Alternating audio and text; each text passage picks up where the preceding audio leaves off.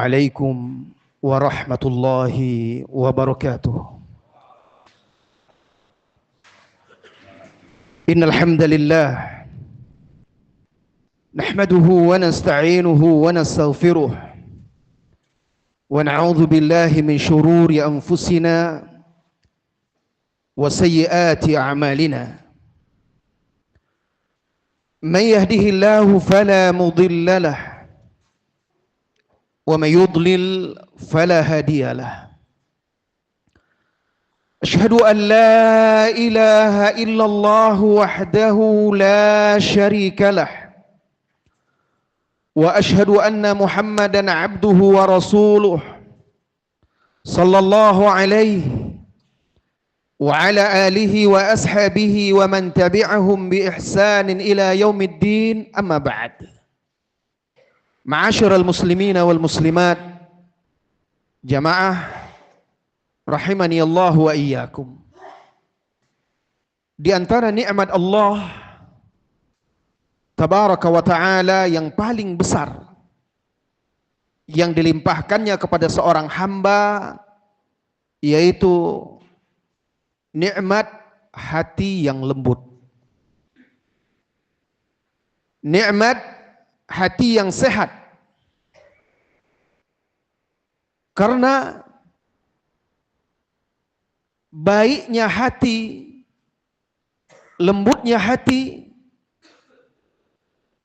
adalah baik hidupnya seseorang di dunia dan di akhirat.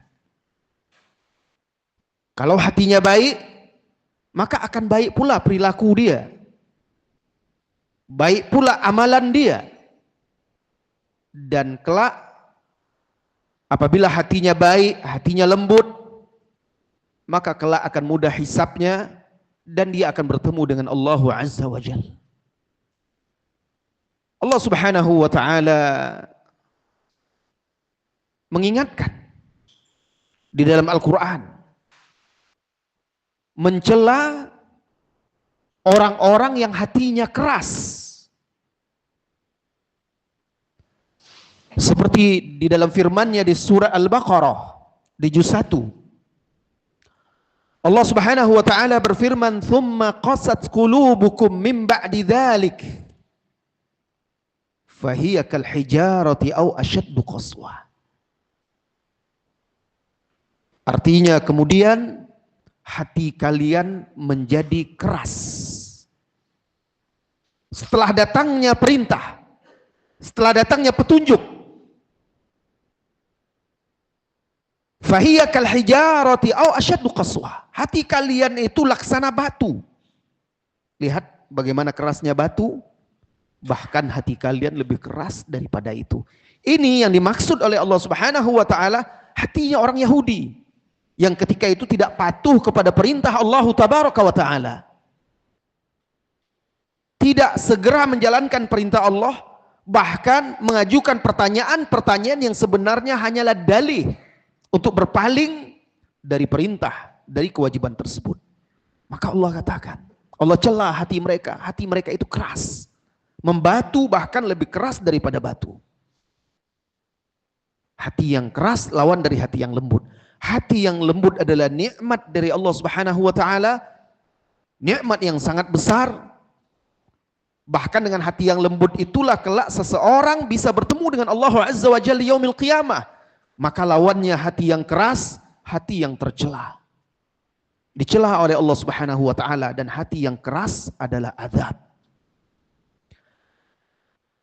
Al-Imam Ibnul Qayyim Al-Jauziyah rahimahullahu taala di dalam kitab Al-Fawaid beliau mengatakan, "Ma duriba 'abdun bi'uqubatin a'zam min qaswatil qalbi wal bu'di 'anillahi."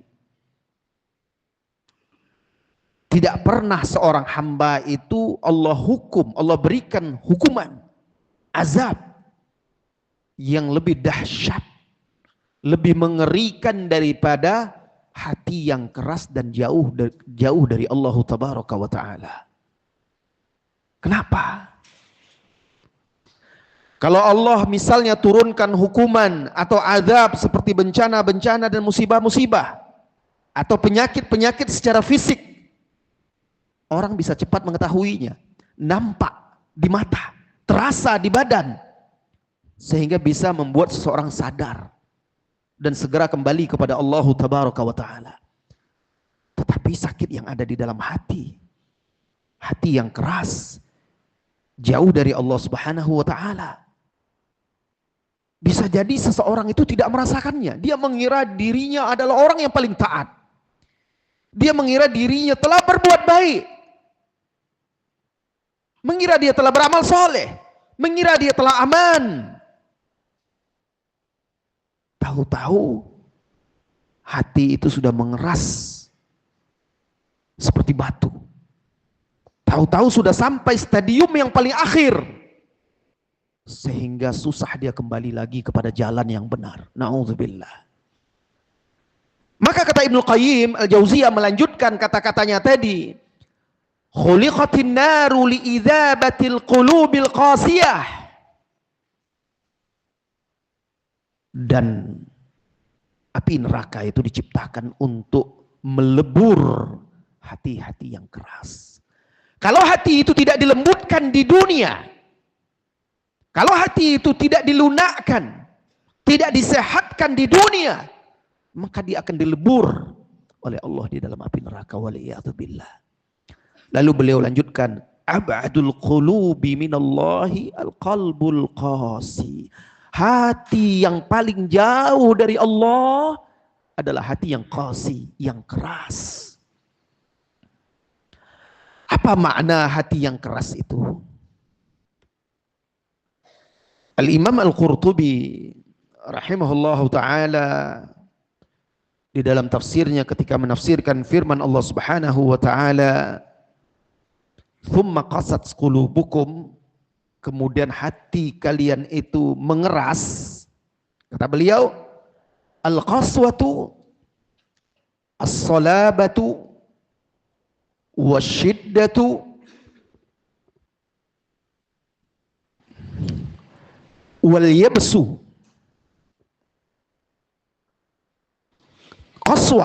Qaswatul qalb, kerasnya hati itu maksudnya adalah kaku, salabah, syiddah, keras, wal yabis, kering. Jadi kaku, keras, kering.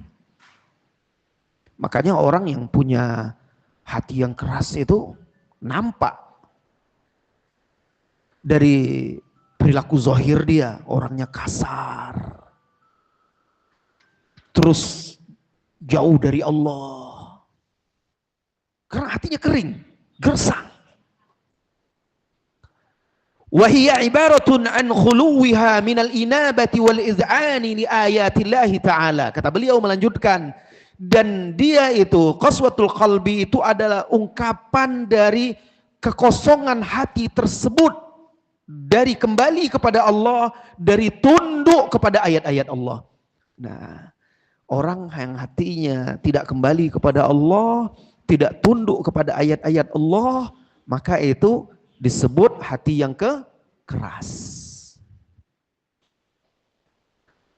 Di ayat lain, di surat Az-Zumar, Allah juga berfirman mencela hati yang keras. Fawailul lil qasiyati qulubuhum, fawailul lil qasiyati qulubuhum min dzikrillah. Celaka, neraka wail lil qasiyati qulubuhum, bagi orang-orang yang hatinya keras, min dzikrillah, dari zikrullah. Syekh As-Sa'di rahimahullahu ta'ala menjelaskan ayat ini, ay la talinu li kitabih, yaitu hati tersebut tidak lunak terhadap kitab Allah. Orang mukmin yang betul-betul sempurna, sejati itu, apabila dibacakan ayat-ayat Allah Subhanahu wa ta'ala, di antara mereka ada yang tersungkur sujud menangis. Di antara mereka bertambah keimanannya, bergetar hatinya.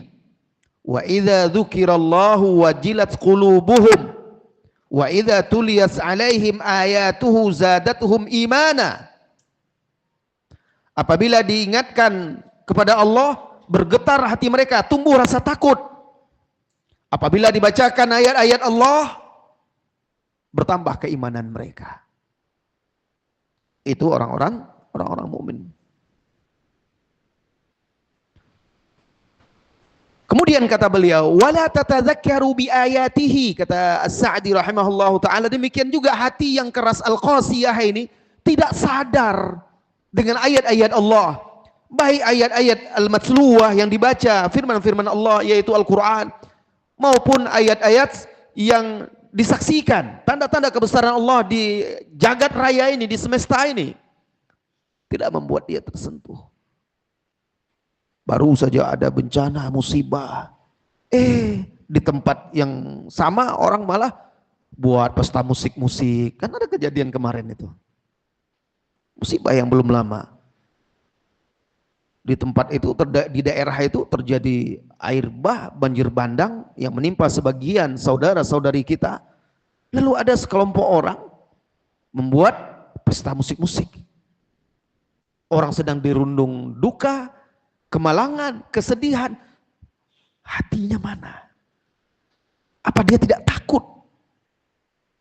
Jikalau Allah Subhanahu wa taala juga menimpahkan kepada mereka, kepadanya, tidak ada lagi. Ini contohnya yang tidak sadar dengan ayat-ayat Allah Subhanahu wa taala. Dan na'udzubillah, wala tatma'innu bidzikrih, dan hati yang keras itu tidak merasa tenang dengan zikir kepada Allah. Dia berzikir, sudah sholat, dia mungkin baca subhanallah, alhamdulillah, Allahu akbar, tapi dia tidak merasakan dampaknya. Nggak ada rasa tentram dan tenang. Ya bagaimana mungkin dia merasakannya?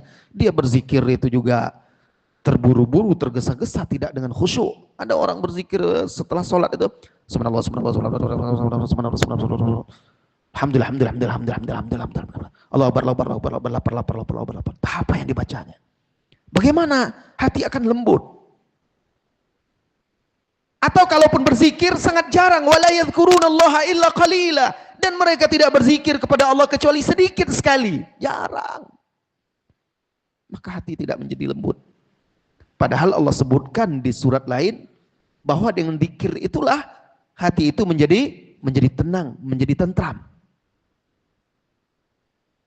Ala bi dzikrillahi tatma'innul qulub. Ketahuilah, dengan zikrullah, dengan mengingat Allah, hati itu bisa menjadi damai, bisa menjadi tentram, bisa menjadi tenang. Bal hiya mu'ridatun an rabbiha, kata beliau. Bahkan hati tersebut berpaling dari Allah, dari Rabbnya. Multafitatun ila ghairih. Mu'ridah itu berpaling, multafitatun menoleh kepada yang lainnya. Na'udzubillah. Lisannya berzikir kepada Allah. Dia berdiri di hadapan Allah, mengangkat tangannya bertakbir. Hatinya berpaling kepada yang lain, wal'iyadzubillah. Bagaimana dia akan hati tersebut menjadi lembut? Fahaula'i lahumul wail, maka bagi mereka itu al-wailus syadid. Al-wailus syadid, azab yang pedih. Wasyarrul kabir, dan keburukan yang besar, wal'iyadzubillah. Ini hati yang buruk. Oleh karena itu dahulu jamaah semuanya, salafus soleh itu mereka saling mengingatkan satu dengan yang lainnya agar sering-sering memuhasabah hati kita, mengoreksi hati kita, periksa, cek hati kita ini sedang bermasalah atau tidak. Karena jangan sampai nanti bermasalah seperti penyakit kanker, tidak disadari, tidak tahu, tahu-tahu sudah mulai nampak secara zahir pengaruh-pengaruhnya, diperiksa sudah sampai stadium yang sudah sulit untuk diobati, waliyadzubillah.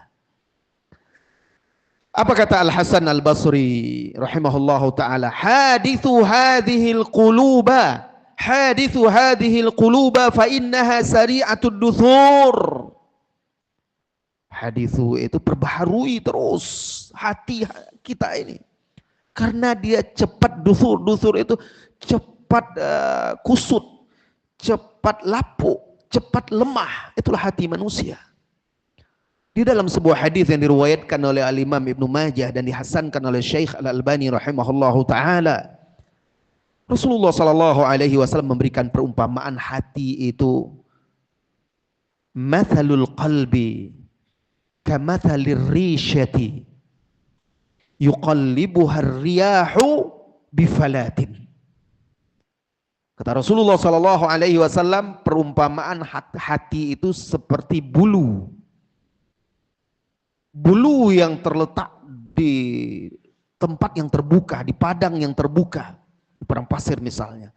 Lalu dia ditiup oleh angin. Apa yang terjadi? Maka dia akan terbolak-balik. Datang angin dari barat, dia terbang dan terbolak-balik ke arah timur. Datang dari selatan, dia terbolak-balik pula diterpa oleh angin ke arah utara. Datang angin badai menggulung dia, maka dia pun terbolak-balik. Maksud Rasulullah sallallahu alaihi wasallam, begitulah hati itu, cepat sekali berbolak-baliknya, lemah. Harus selalu kita periksa, harus selalu kita perbaiki, harus selalu kita obati. Saudara-saudari kaum muslimin dan muslimat yang semoga senantiasa dirahmati dan diberkahi oleh Allah Subhanahu wa taala. Di zaman sekarang ini, fenomena hati yang keras ini sangat jelas terlihat. Bahkan saya yakin kalau kita jujur memeriksa diri kita, itu juga nampak pada diri kita. Apa saja tanda-tanda yang bisa kita lihat yang menunjukkan hati ini sedang bermasalah ini, supaya kita bisa segera perbaiki sebelum terlambat. Nah, di antara tanda-tanda hati itu sudah mulai bermasalah, dan kerasnya hati itu kan berlevel-level, bertingkat-tingkat juga. Ya, ada yang sangat keras, ada yang tidak begitu keras. Tergantung nanti kadar kesalahan-kesalahan atau penyakit-penyakit yang sedang menjangkiti hati tersebut. Nah, di antara tanda-tanda hati sedang bermasalah, yang pertama, jauh dari kitabullah. Itu yang pertama, jauh dari kitabullah azza wa jal, berpaling darinya, jarang membaca, apalagi mentadabburinya. Kalau sudah tidak mau membaca, tidak mau mentadabburinya, bagaimana mau mengamalkannya? Makanya amalan dia hanya mazhar-mazhar yang untuk sekedar memeriahkan saja, rame-rame saja, penampilan-penampilan saja, zahir saja. Saudara-saudari kaum muslimin dan muslimat,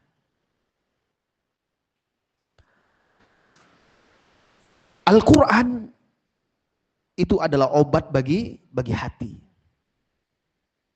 Setiap penyakit yang ada di dalam dada, dan itu Allah tegaskan di dalam Al-Quran.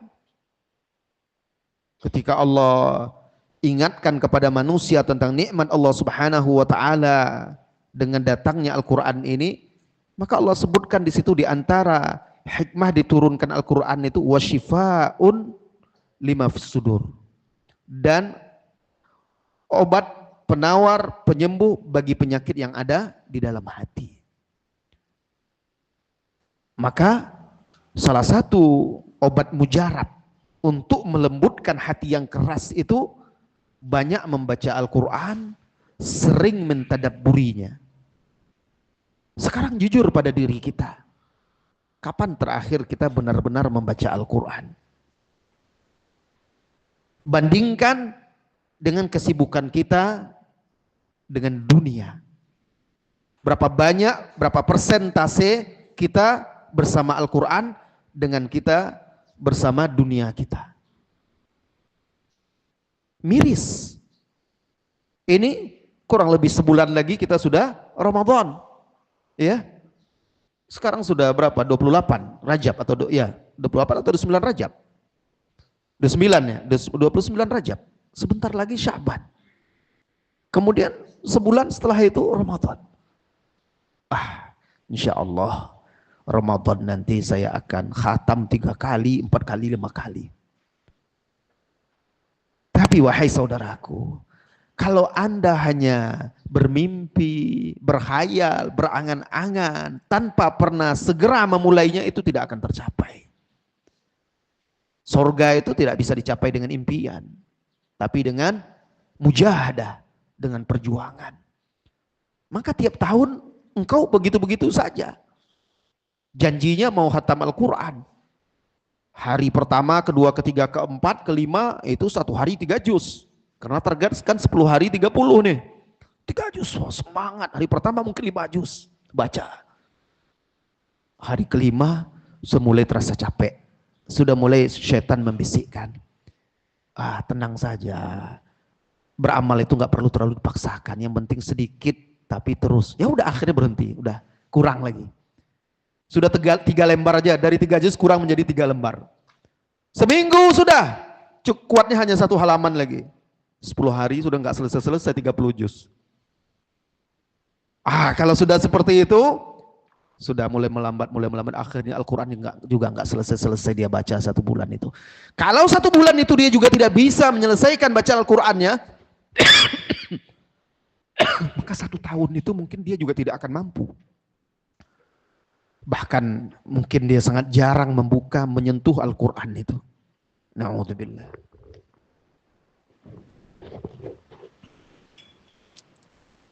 Jauh dari Al-Quran, meninggalkan Al-Quran, tidak mau membacanya, malas membacanya. Itu tanda-tanda hati itu keras. Bahkan itu sifat-sifat orang-orang munafikin yang wajib kita jauhi. Kita bertobat darinya.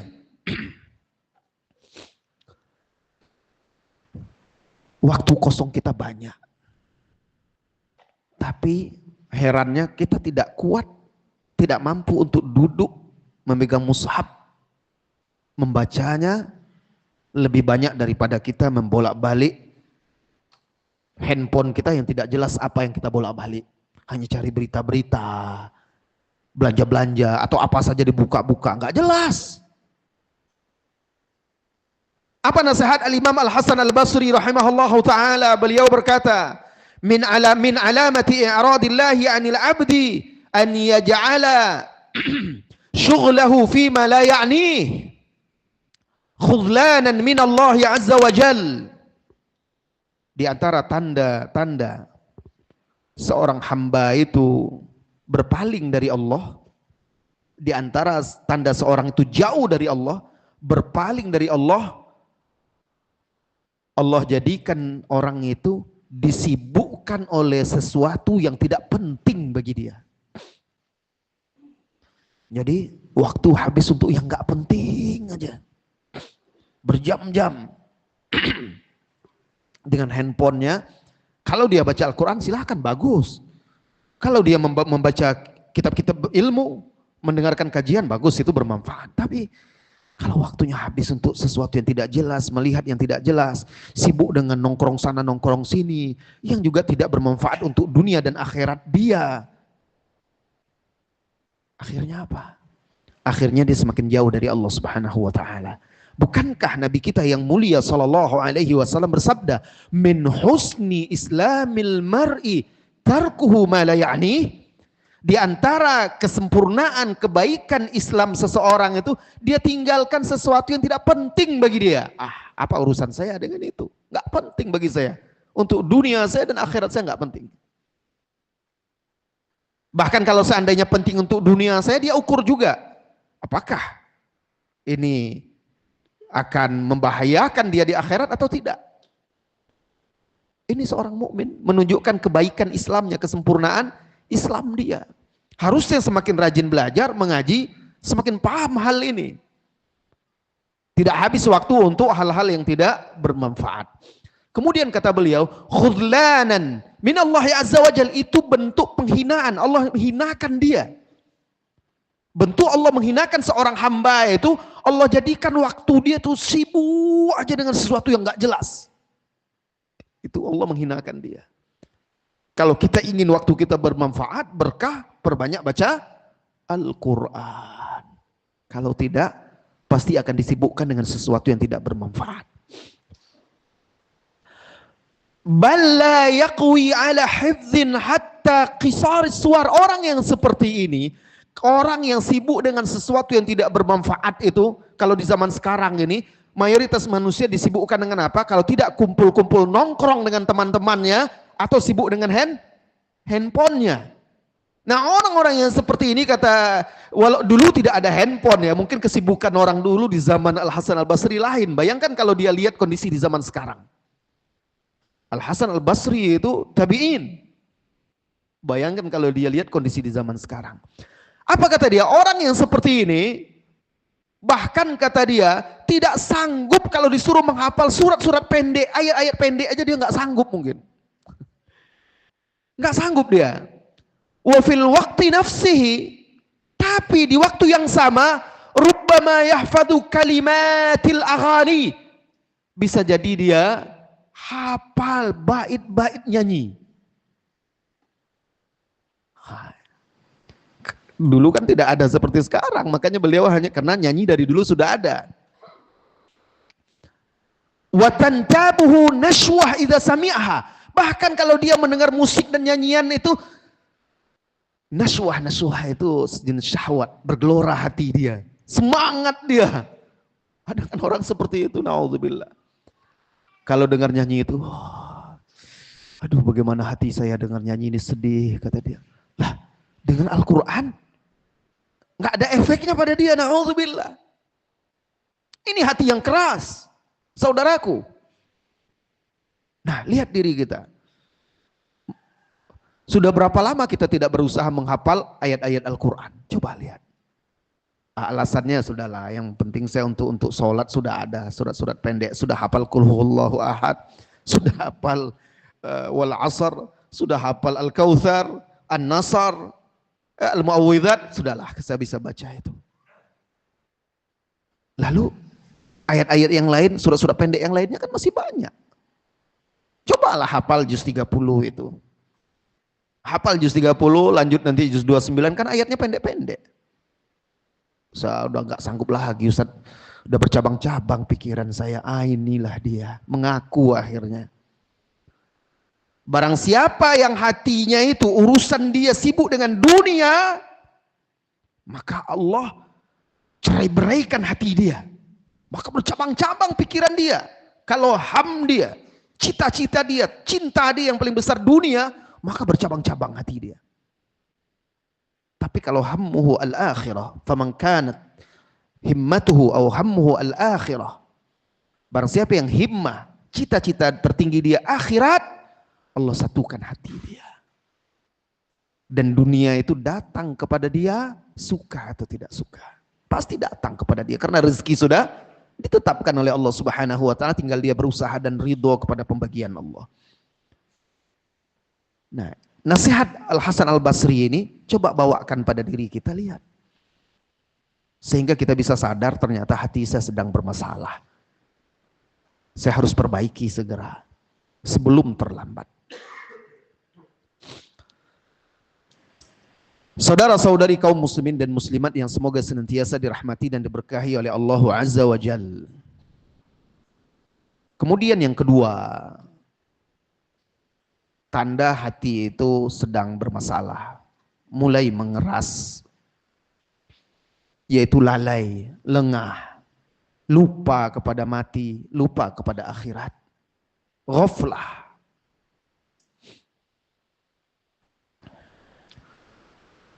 Sibuk, terlena dengan nikmat dan indahnya dunia, padahal teman-temannya sudah banyak yang mendahului dia. Keluarganya juga sudah ada yang mendahului dia. Tidak juga sadar. Ini ghaflah, lalai dan lengah. Tahu-tahu nanti sekarat. Naudzubillah. Sampai nyawa di sini baru sadar. Tidak bermanfaat lagi. Allah ceritakan di dalam Al-Quran itu. Di surah Al-Mu'minun. Hatta idza jaa ahadahumul maut. Qala rabbirji'uni la'alli a'malu shalihan fima tarakt.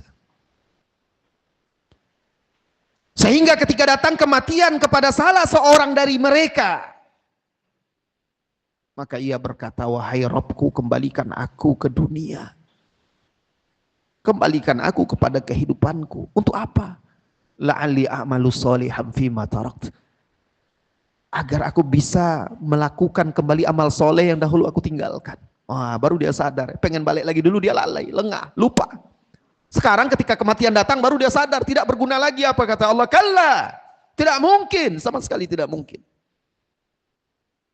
Innaha kalimatun huwa qailuha, itu hanyalah kalimat, kata-kata yang dia ucapkan, angan-angan, harapan dia saja semu.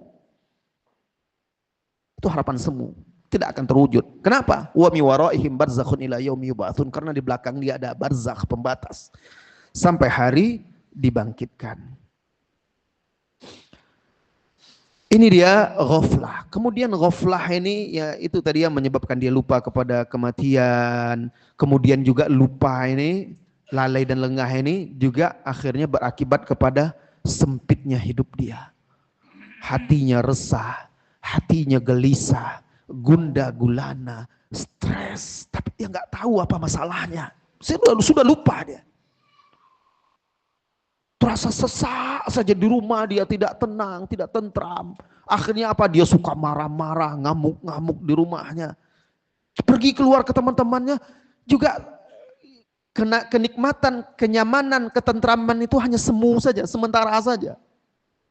Tapi dia tidak pernah tenang. Kemudian kehidupannya juga jadi susah, sempit, rezeki kok susah, serat dan segala macam. Pokoknya hidupnya susah. Hati yang paling parah. Maka sebagian orang akhirnya mengambil jalan pintas. Na'udzubillah. Apa kata Allah Subhanahu wa taala di dalam surat Thaha? Wa man a'rada an dzikri fa inna lahu ma'isyatan dhanka wa nahsyuruhu yaumal qiyamati a'ma. Dan barang siapa yang berpaling dari peringatanku, berpaling dari agama, jauh dari Allah, lalai dan lengah, maka bagi dia kehidupan yang sempit. Ya, mungkin rezeki dia lancar, dunia dia lancar, tapi itu istidraj. Allah ingin menghukum dia. Bisa jadi dia punya kendaraan, punya rumah, punya segala-galanya. Bisa pergi kemana-mana, berwisata, bisa saja. Tapi hatinya tidak tenang, tidak tentram. Masih saja dia apa masalah ya. Pokoknya seperti itu. Itu penyebabnya apa? Karena jauh dari Allah, lalai dan lengah. Di dunia hidupnya sengsara seperti itu, hatinya tidak bahagia, hatinya di akhirat kata Allah wa nahsyuruhu yaumal qiyamati, dikumpulkan dalam keadaan buta, dikumpulkan dia dibangkitkan dari alam barzah, dikumpulkan di padang mahsyar, protes dia, Rabbi lima hasyartani a'ma wa qad kuntu basira. Rabbku, ya Allah, kenapa engkau bangkitkan aku, engkau kumpulkan aku di mahsyar ini dalam keadaan buta, padahal dulu aku kan bisa melihat. Apa kata Allah? Begitulah dulu di dunia. Telah datang kepadamu ayat-ayat kami, kadzalika atatka ayatuna fanasitaha, demikianlah datang kepadamu ayat-ayat kami, engkau melupakannya. Lalai, lengah. Tanda-tanda Allah itu kan banyak. Bisa tadi ayat matsluah. Ayat matsluah itu yang dibaca, Al-Quran. Ada juga tanda-tanda yang lainnya dari Allah. Usia sudah mulai beranjak senja, sudah mulai memutih rambut dan ubannya. Tapi enggak juga sadar. Masih juga mengatakan saya ini walaupun tua jiwa muda. Nah, itu juga alasannya, motonya. Jiwa saya muda. Padahal teman-temannya sudah banyak yang berkalang tanah. Harusnya segera dia memperbaiki dirinya. Kemudian akibat lalai dan lengah itu, lisan dia terkunci, terbelenggu dari zikrullah. Maka yang seharusnya ibadah yang paling ringan itu zikir itu, paling mudah zikir itu, ya ringan, khafif. Ringan di lisan tapi berat ditimbang di timbangan. Kan dikatakan oleh Allah Subhanahu wa taala, ibadah yang ringan di lisan tapi berat di timbangan. Tapi dia tidak sanggup. Zikir setelah sholat aja pengen cepat-cepat aja selesai. Apalagi zikir-zikir yang lainnya, zikir pagi, petang, zikir-zikir yang lainnya mungkin kering lidahnya dari menyebut Allah Subhanahu wa taala. Bagaimana lagi dia membaca zikir yang bilangannya 100 dan seterusnya. Tapi anehnya lidahnya itu terbelenggu dari zikrullah, tapi lisannya mudah, ringan untuk menggibah, untuk menggunjing, untuk mengadu domba, untuk berdusta, sumpah palsu, atau melontarkan kata-kata yang tidak patut, tidak pantas, atau ngobrol yang sia-sia saja, yang tidak ada guna dan manfaatnya. Mudah. Kita sanggup nongkrong, misal ngumpul kita ini, duduk sambil minum-minum kopi, cerita, tertawa, mungkin sejam, 2 jam, 3 jam, sanggup manusia. Tapi giliran berzikir, mau duduk ini mau zikir pagi petang, baru baca, udahlah yang ini aja, kan tidak wajib semuanya gitu. Yang penting-penting aja. Nanti sambil-sambil baca subhanallah, alhamdulillah 100 kali sudah aman. Baca astagfirullah 100 kali, baca ini 100, udah. Tapi ternyata tidak juga dia baca. Nah ini dia, dibelenggu lisan dia dari zikrullah. Apa kata Al-Imam Ibnul Qayyim Al-Jauziyah di dalam kitab Al-Wabilus Sayyib? Ala qadri ghaflatil abdi anil dzikri yakunu bu'duhu 'anillahi azza wa jalla. Setakat kelalaian seorang hamba dari zikrullah, setakat itu pula lah jauhnya dia dari Allah azza wa jalla. Semakin jarang engkau berzikir, maka semakin jauh pula engkau dari Allah azza wa jalla. Inilah dia lalai, ghaflah. Kemudian di antara sebab lalai tadi, lengah tadi, di antara bukan di antara sebabnya, di antara dampak-dampaknya, akhirnya apa? Karena dia sudah lupa kepada mati, lalai terhadap akhirat, jarang zikir, hatinya semakin mengeras, akhirnya apa? Akhirnya dia menyepelekan dosa-dosa kecil. Ya mungkin dia tidak melakukan dosa besar, tapi dia menganggap remeh dosa-dosa kecil, akhirnya apa? Akhirnya dia terbiasa dengan dosa kecil, lalu jadi kecanduan. Kalau sudah seperti itu, dosa itu menjadi besar. Jangan lihat kecilnya dosa, tapi lihat kepada siapa kita berdosa. Kepada Allah Azza wa Jalla. Allah yang maha besar. Allahu Akbar. Zat yang maha besar, yang maha tinggi dan maha suci.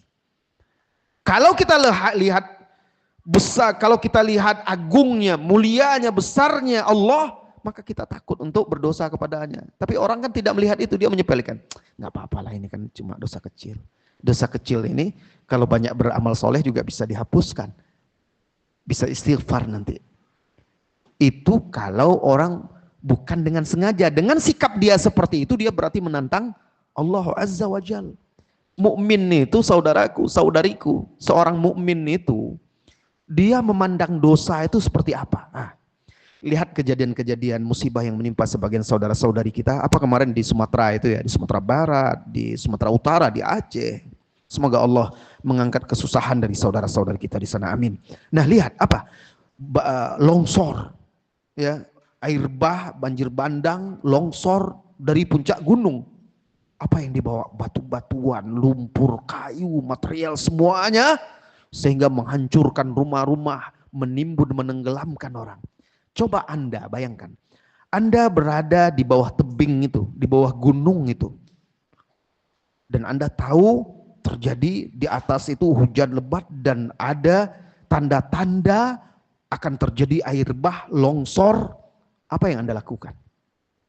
Pasti kita akan lari. Lari cepat, menghindar, mencari tempat yang aman. Nah, begitu seharusnya kita terhadap dosa itu. Kita memandang dosa itu, seorang mukmin itu seharusnya seolah-olah ini gunung yang akan longsor. Air bah yang akan menerpa kita, menerjang kita. Lari jauh dari dosa itu segera. Apa kata sahabat Abdullah bin Mas'ud radhiyallahu anhu? Kata sahabat Ibnu Mas'ud sebagaimana diriwayatkan oleh Al-Imam Al-Bukhari, innal mu'min yara dhunubahu ka'annahu qa'idun tahta jabalin yakhafu an yaqa'a alaihi. Seorang mukmin itu dia memandang dosanya itu seolah-olah dia itu seperti duduk di bawah gunung. Dan dia takut gunung itu akan longsor menimpa dia. Maka dia segera lari meninggalkan gunung itu yang merupakan dosa itu, mencari tempat yang aman. Apa tempat yang aman? Kembali kepada Allah, bertaubat, beristighfar, ke masjid, ke majelis ilmu, berkumpul dengan orang-orang yang soleh. Itu dia tempat yang aman. Wa innal fajira, kata beliau, dan sesungguhnya seorang yang fajir itu lawan dari mukmin, bukan kafir dia. Fajir itu bisa jadi dia adalah orang yang sudah kecanduan dosa, terbiasa melakukan dosa, banyak dosanya. Ini fajir, fasik. Yara dhunubahu kadhubabin marra ala anfihi faqala bihi hakadha. Adapun orang yang fajir, fasik, yang sudah terbiasa dengan dosa, naudzubillah, dia memandang dosa itu seperti lalat yang lewat di depan hidung dia. Coba, kalau ada lalat lewat di depan hidung dia atau hinggap di hidung dia, apa yang dia lakukan biasanya orang? Apa yang dilakukan orang? Gitu aja paling kan? Sepele. Seperti itu aja, dia halau aja. Akhirnya apa yang terjadi? Langau itu bolak-balik dia. Lalat itu bolak-balik aja dia, diusir balik lagi, diusir balik lagi, diusir balik lagi. Karena dia sepele aja sama dia. Harusnya dia pergi meninggalkan tempat yang banyak bangkainya itu, banyak langaunya, lalatnya itu. Pergi dia cari tempat yang bersih. Atau dia bunuh lalat itu. Harusnya kan seperti itu. Tapi dia tidak, sepele saja. Nah, ini orang yang menyepelekan dosa ini. Akhirnya apa? Dia nggak bisa keluar dari dosanya, datang bolak-balik aja, dia kembali jatuh ke dalam dosa, kembali jatuh dalam dosa, jatuh dalam dosa. Akhirnya kecanduan dia melakukan dosa tersebut. Akibat apa? Lalai dan lengah tadi, waliyadzubillah. Kemudian juga di antara dampaknya dan atau tanda-tanda juga hati yang keras itu, di antara tanda-tanda hati yang keras itu, lalai dalam mendidik keluarga, lalai dalam mendidik istri dan anak. Wanita begitu juga lalai dalam mendidik anak-anaknya. Sibuk saja dengan urusan yang tak jelas. Sibuk konten mengonten, sibuk scrolling ini itu. Yang laki-laki sibuk pula dengan urusan dia. Anak akhirnya terlalaikan. Entah siapa yang menyuruh dia sholat, entah siapa yang memerintahkan sholat, entah siapa yang akan memeriksa akidah anak itu, pergaulannya dan segala macam. Kedua orang tua sibuk dengan sesuatu yang tidak jelas. Waliyadzubillah. Hilang rasa kasih sayang, perhatian dan tanggung jawab kepada keluarga. Ini tanda hati itu mulai mengeras. Suatu ketika Rasulullah SAW sedang duduk bersama cucunya Al Hasan, radhiyallahu anil Hasan. Duduk. Thumma yuqabbiluhu. Kemudian Nabi SAW mencium cucunya. Begitulah sayangnya kakek, orang tua kepada anaknya. Diciumnya cucunya. Nah, ketika itu dekat Rasulullah SAW ada seorang sahabat dari Badui. Orang-orang Arab Badui itu yang hidupnya nomaden ya, pindah-pindah mencari tempat-tempat sumber air di gurun-gurun itu, di kampung-kampung di tengah gurun itu Badui. Nah, mereka ini memang dikenal sifatnya keras, kasar. Disebutkan al-a'rabu asyaddu qaswah. Orang Arab Badui itu lebih keras mereka. Melihat Rasulullah SAW mencium cucunya, nama sahabat ini Al-Aqra bin Habis radhiyallahu anhu. Dilihat ketika dia melihat itu, dia berkata, ya Rasulullah, innali asyaratun minal waladi ma qabbaltu wahidan minhum. Ya Rasulullah, aku ini punya 10 anak, tapi aku tidak pernah mencium seorang pun dari mereka. Allahu Akbar. Dia punya 10 anak tapi tidak pernah mencium anaknya. Padahal itu kan bentuk kasih sayang orang tua kepada anak. Maka Rasulullah Shallallahu Alaihi Wasallam menimpali dengan sabdanya, Innahu man la yarham la yurham.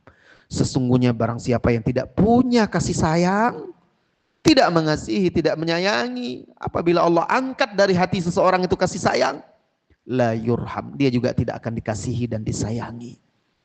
Peringatan bagi kita semua bahwa pentingnya kita memberikan kasih sayang kita kepada keluarga kita, dan tanda-tanda hati itu sudah mengeras, Allah cabut kasih sayang tersebut sehingga tidak peduli lagi kepada keluarganya. Padahal Allah Subhanahu wa taala berfirman, ya ayyuhalladzina amanu qu anfusakum wa ahlikum naro. Allah panggil orang-orang yang beriman, jaga dirimu, jaga keluargamu dari api neraka. Itu kewajibannya.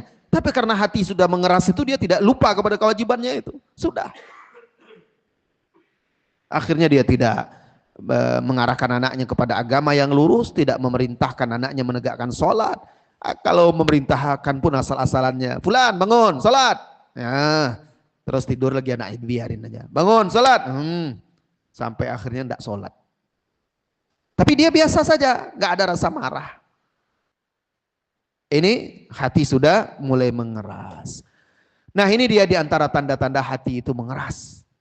Obatnya apa? Obatnya kembali kepada Allah, bertaubat, beristighfar, banyak-banyak baca Al-Quran, sering berzikir, banyak-banyak beramal soleh, jauhkan tempat-tempat maksiat, senantiasa muhasabah diri kita. Apalagi kita ini sudah dekat Ramadan ya, kesempatan kita perbaiki. Kalau Allah beri kita usia yang panjang, barangkali kita bertemu dengan Ramadan, ya, maka kita sudah siap untuk menghadapinya dengan hati kita yang lembut. Tapi kalau kita datang menyambut Ramadan itu, hati kita masih keras saja, bagaimana dia akan tunduk untuk beribadah kepada Allah nanti?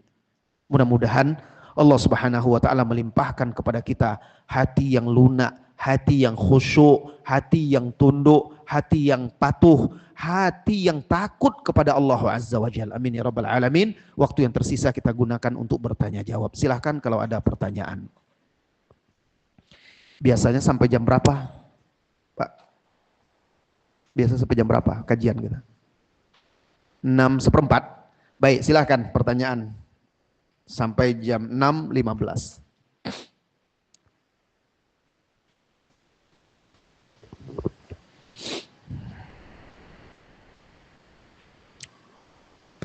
Yang akhwat kalau ada pertanyaan silahkan ditulis pertanyaannya, diajukan ke depan. Yang ikhwan boleh bertanya langsung, boleh ditulis. Yang mau bertanya langsung juga boleh.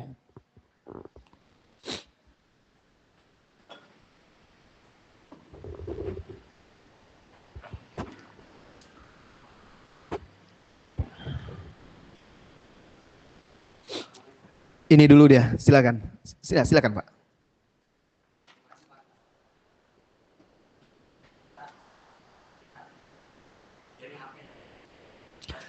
Iya, dia masih tinggal sama kita.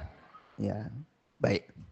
Pertanyaan yang bagus, Ustadz, bagaimana cara kita mengingatkan anak kita yang sudah dewasa, tapi dia masih tinggal sama kita? Di sini pertanyaannya lebih spesifik lagi mengenai HP, ya.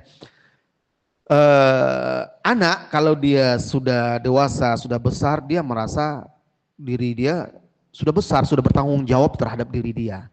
Maka peran orang tua di sini apa? Walaupun anak kita sudah dewasa, sudah besar, bahkan walaupun dia sudah berumah tangga, bukan berarti dia lepas 100% dari tanggung jawab kita sebagai orang tua. Tanggung jawab nafkah mungkin tidak, karena dia sudah besar. Kita pun tidak berhak pula ikut campur rumah tangganya, tapi kita tetap berkewajiban menasehati, berkewajiban mengingatkan, berkewajiban mengajak dia kepada yang baik. Rasulullah Shallallahu Alaihi Wasallam masih membangunkan Ali dan Fatimah untuk sholat malam. Rasulullah datang ke rumahnya, ketok pintunya, membangunkan mereka supaya sholat malam. Rasulullah mengajarkan mereka berzikir, walaupun mereka sudah punya anak. Itu orang tua. Jadi orang tua itu nggak pernah putus habis. Anak saya sudah nikah, sudah berumah tangga, dia tinggal dengan orang tua, dengan keluarganya, sudah tidak.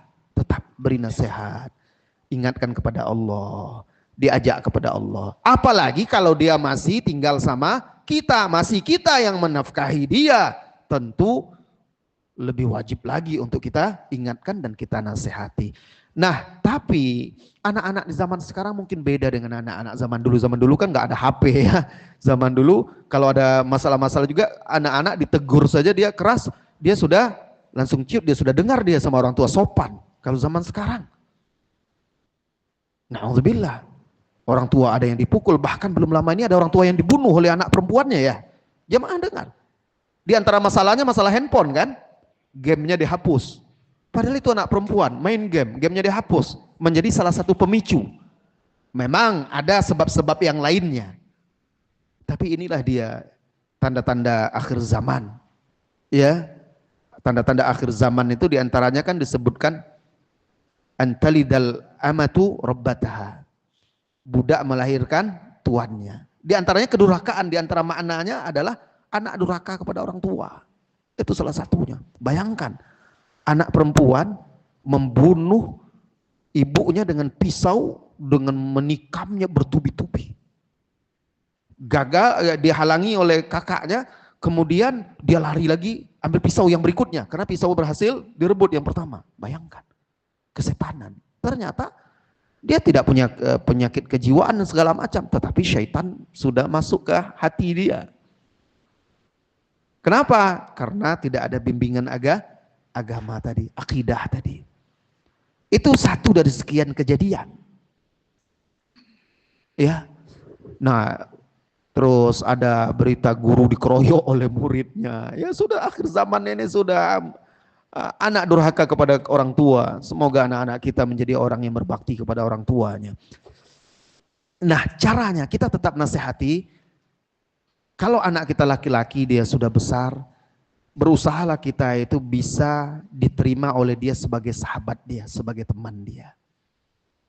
Jadi dia akrab dekat dengan kita, dia menganggap tetap segan, santun kepada kita, tapi dia tidak segan untuk mengungkapkan masalah-masalah dia kepada kita. Kita jalin kedekatan, hilangkan jurang pemisah. Kadang sebagian orang tua, sebagian ayah, ada jurang antara dia dengan anaknya. Jarang berinteraksi, jarang berkomunikasi. Pulang kerja ya, apalagi orang tua di zaman sekarang. Sibuk dia sendiri aja nanti. Apa ya sibuknya anak ya.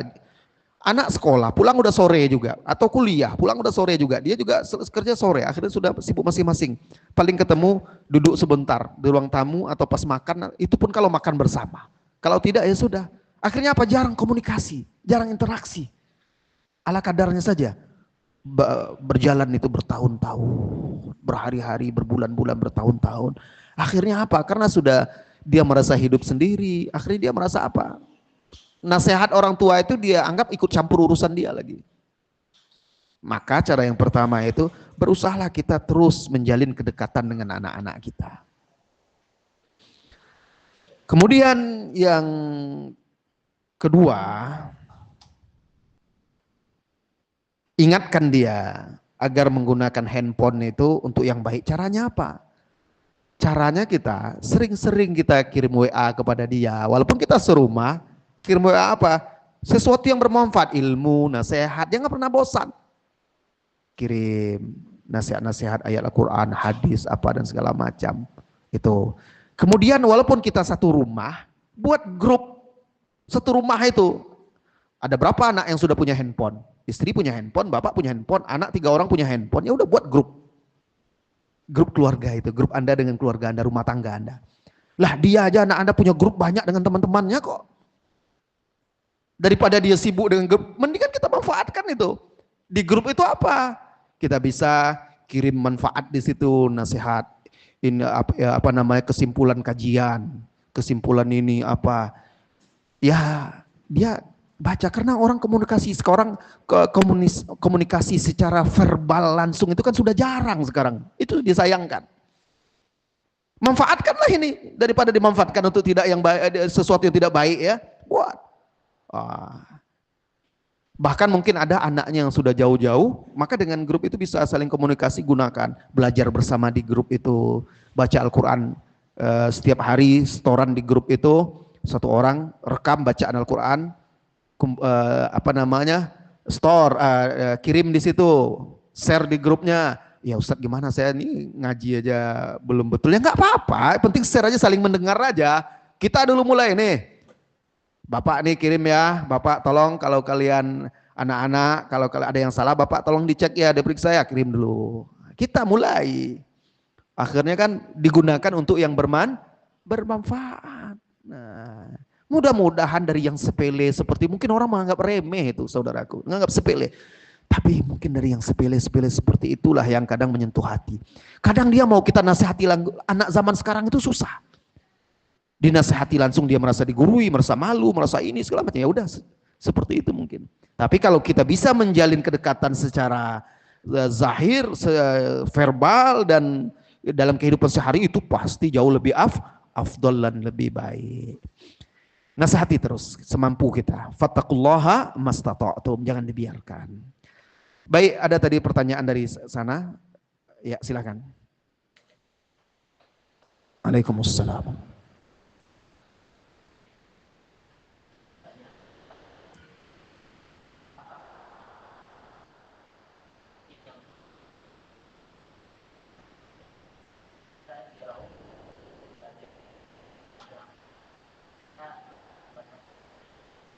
Iya. Baik, pertanyaannya Ustadz, apakah termasuk hati yang keras itu kita jauh dari belajar Al-Quran sedangkan kita masih terbata-bata? Ya, yang dimaksud dengan jauh dari Al-Quran itu salah satunya tidak mau membacanya, tidak mau mentadaburi, tidak mau mempelajarinya. Mempelajari Al-Quran itu belajar bacaannya.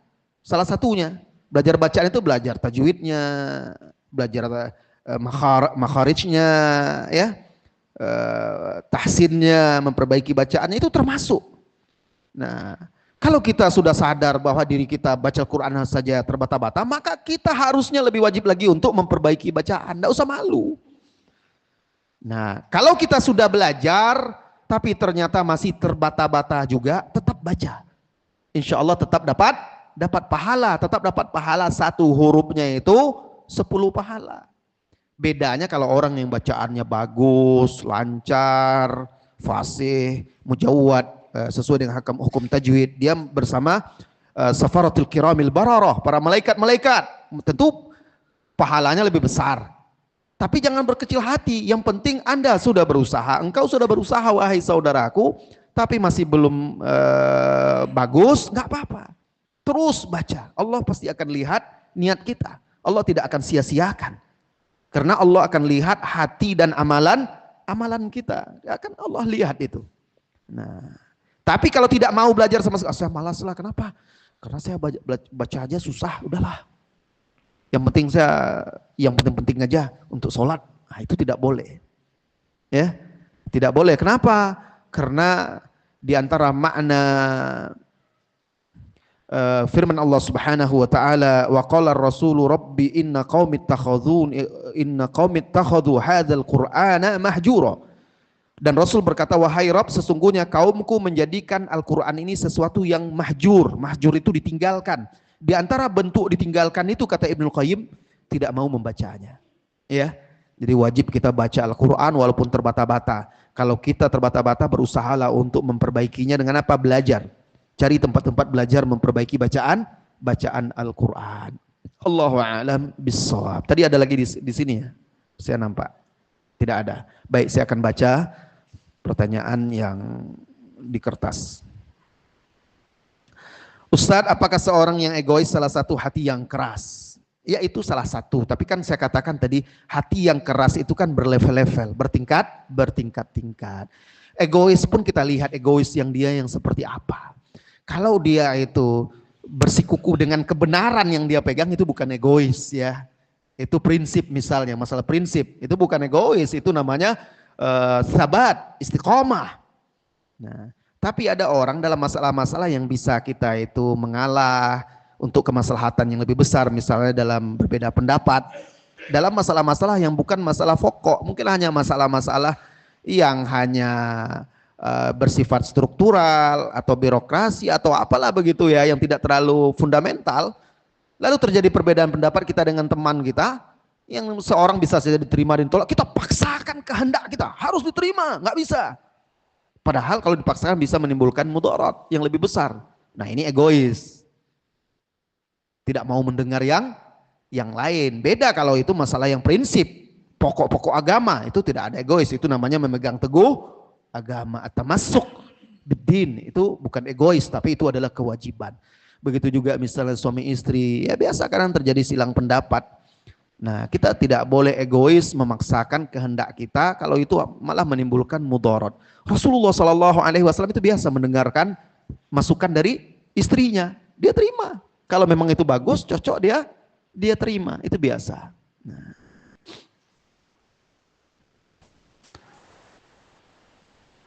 Ini terakhir ya, pertanyaan yang terakhir karena sudah pukul 16.15. Bagaimana cara kita sebagai anak memberitahu orang tua, dalam tanda kurung ayah, yang keras hatinya, misalnya tidak mau jika diajak ikut ke majelis ilmu, hobinya lihat lagu-lagu lewat HP. Nah. Ya ini fenomena di zaman sekarang ya. Maka alhamdulillah si anak ini masih saat diberi hidayah oleh Allah, tidak ngikut ayahnya. Coba kalau ngikut ayahnya, gimana? Nah, ya. Jadi menasihati orang tua tentu kita harus lembut, harus bijaksana, tetap menjaga adab dan etika. Kewajiban kita itu memberi nasihat secara baik. Kalau dia tidak terima, jangan berdebat dengan orang tua. Tidak berdebat. Dan doakan selalu orang tua itu. Coba begini sekali-sekali, duduk di depan dia, sibuk aja dengan handphone misalnya Anda. Sibuk aja dengan handphone, sekali-sekali coba. Pasti dia jengah itu. Pasti dia tidak nyaman. Ini anak ini sibuk dengan handphone aja. Ya. Nah, coba sekali-sekali. Dia marah, diam aja. Marah dia. Kamu ini kenapa main handphone aja, main game, main ini apa aja. Nah, nanti selesai dia marah, cari waktu bisa duduk berdua, bilang, ya. Nah, sebenarnya ya, saya itu ya adalah bayang-bayang dari ayah. Saya kan anak. Anak itu adalah bayang-bayang dari orang tua. Lihat saudaraku semuanya. Lihat. Bayang-bayang itu akan mengikuti asalnya. Kalau dia bengkok, bayangannya juga ikut bengkok. Kalau dia lurus, bayangannya juga lurus. Saya ini kan bayangan ayah sebenarnya. Dulu kata saya dengar di orang-orang dan juga sebagian orang tua, buah itu jatuhnya nggak jauh dari pohon. Nah, kenapa ayah marah kepada saya? Saya main handphone terus aja. Nah, saya hanya mencontoh dan mengikuti. Nah, mudah-mudahan sadar dia, ya. Nah, sadar dialah. Mungkin ini yang selama ini dia lalai. Egois dia, keras hatinya. Dia tidak peduli dengan anaknya. Dia suruh anaknya sholat tepat waktu, dia sendiri lalai. Bagaimana ini? Sholat. Ayo. Dibangunin, dia aja belum sholat. Nah, yang tepat itu, kalau anak laki-laki, ayo kita ke masjid, sholat. Nah, oh nantilah. Yuk kita temani ayah. Habis dari masjid, ayah mau pergi kemana, ini ada yang mau dibeli. Ajaklah dia, pergi makan enak lah nanti ya. Setelah itu mampir makan. Jadi teman dia sama kita. Makan. Wah. Jadi mengajaknya juga enak. Ayo sholat, kalau nggak sholat kafir kamu nanti. Wah ini kan. Ya memang bisa jadi, bisa kalau tidak sholat kan memang seperti itu. Tapi kan ditanamkan yang baik kepada dia. Intinya saudaraku yang bertanya, nasihati dengan yang baik. Kalau perlu Anda buat usulan kepada ayah Anda, ya gimana kalau kita buat grup belajar di semua ini keluarga kita. Alhamdulillah saya sampai sekarang anak saya kan sudah tersebar kemana-mana karena sudah banyak di mana-mana, sudah kuliah, sudah apa jauh, ada yang sudah berkeluarga. Akhirnya saya himpun di grup dan masih rutin setiap minggu saya belajar bersama dengan anak-anak saya. Baca kitab bersama-sama. Terus setoran Al-Quran mereka baca. Ini untuk apa? Untuk terus menjaga, menjalin komunikasi dengan anak-anak kita yang sudah mandiri, sudah jauh. Agar tetap terjaga, saling nasihat menasihati dengan kebaikan. Nah, ini mau Ramadan kita sudah sepakat baca kitab yang berkaitan dengan Ramadan. Nah, seperti itu terus sekali seminggu aja. Akhirnya apa? Akhirnya bermanfaat Anda. Jadi sebagai motor di rumah Anda itu. Karena Anda yang sudah memiliki kesadaran aja. Mudah-mudahan dengan itu pelan-pelan nanti orang tua akhirnya menyadari kelalaian dia selama ini. Dan jangan lupa tetap berdoa kepada Allah Azza wa Jal. Apapun nanti penolakan dari orang tua Anda, dia tetap adalah ayah Anda wajib berbuat baik, berakhlak mulia, menghormati, memuliakan dia, berbakti kepada dia. Sesuai dengan perintah Allah Azza wa Jal. Tapi perbuatan-perbuatan buruk jangan diikuti. Jamaah semuanya, sampai di sini pertemuan kita. Mohon maaf apabila ada kesalahan dan kekurangan. Dan saya ucapkan terima kasih banyak kepada DKM yang sudah mengundang. Semoga menjadi amal soleh bagi mereka semuanya dan bagi antum-antum juga semuanya yang hadir. Wassallallahu wasallam ala nabiyyina Muhammadin walhamdulillahi rabbil alamin. Assalamualaikum warahmatullahi wabarakatuh.